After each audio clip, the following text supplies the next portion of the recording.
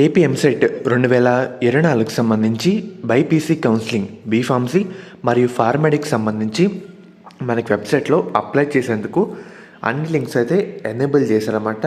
కానీ ఇక్కడ ఒక చిన్న ప్రాబ్లం అయితే ఉంది. ఎవరైతే అప్లై చేద్దాం అనుకుంటున్నారో వీడియో ఎండ్ వరకు చూడండి. దాని గురించి మీకు ఈ వీడియోలో డీటెయిల్గా చెప్తాను. మెయిన్గా చెప్పే ముందు శాస్త్ర కాలేజ్ అన్నమాట. ఇది మనకి నెల్లూరులో అవుతుంది.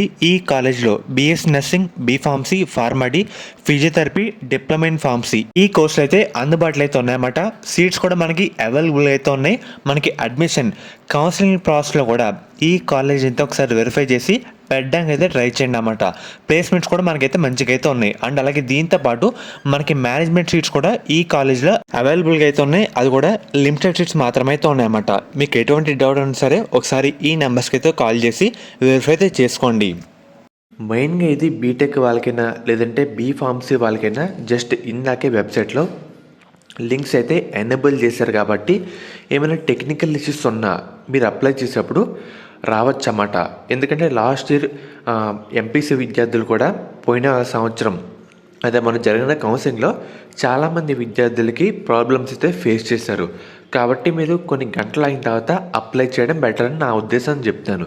ఎవరైతే అప్లై చేద్దాం అనుకుంటున్నారో సడన్గా ఇప్పుడు చేస్తే జస్ట్ ఇప్పుడే వెబ్సైట్లో అప్డేట్ చేశారు కాబట్టి ఏమైనా టెక్నికల్ ఇష్యూస్ లేదంటే ఏమైనా ఎర్రర్స్ పేమెంట్ అయిన తర్వాత పేమెంట్ సరిగ్గా దానికి సంబంధించి డీటెయిల్స్ రాకపోవడం ఇలా చిన్న చిన్న మిస్టేక్స్ అయితే ఉంటాయన్నమాట.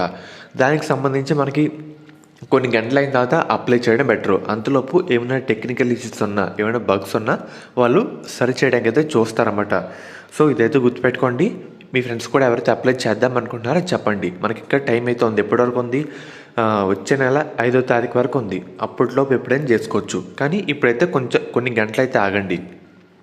సడన్గా ఇప్పుడు చేస్తే ఏమైనా ఎర్రర్స్ కానీ పేమెంట్ అయిన తర్వాత కానీ కొన్ని డీటెయిల్స్ అయితే తప్పుగా అయితే రావడం జరుగుతుంది. కొన్ని డీటెయిల్స్ అయితే సరిగ్గానే రావన్నమాట. అందుకు చెప్తున్నా. జస్ట్ ఇప్పుడే 5 minutes అవుతుంది అప్డేట్ చేసే వెబ్సైటు. ఏమైనా తప్పులు ఎర్రర్స్ ఉంటే వాళ్ళు సరి చేస్తారన్నమాట. ఆ సేఫ్ట్లో అన్నీ కరెక్ట్ అయితే అవుతాయి. కాబట్టి మీరు కొన్ని గంటలు ఆగిన తర్వాత అప్లై చేసుకోవడం బెటర్ అని నా ఉద్దేశం. ఇదైతే గుర్తుపెట్టుకోండి. ఫర్దర్ మీకు ఎటువంటి అప్డేట్ వచ్చినా సరే మన ఛానల్ అప్డేట్ అయితే చేయడం జరుగుతుంది.